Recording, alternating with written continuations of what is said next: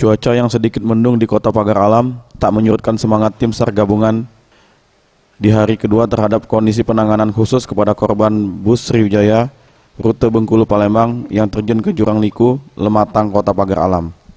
Tim SAR gabungan sejak pukul 7 pagi setelah melaksanakan briefing pembagian tugas terhadap seluruh unsur potensi SAR yang ada di lapangan telah memulai pencarian, baik dengan penyusuran alir sungai Lematang maupun kembali dengan penyelaman.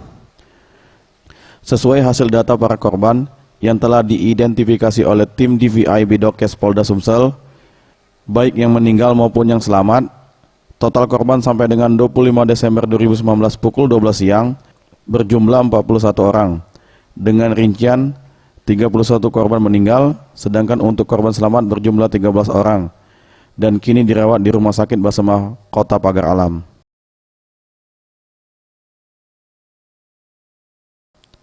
Tim Liputan Sriwijaya TV.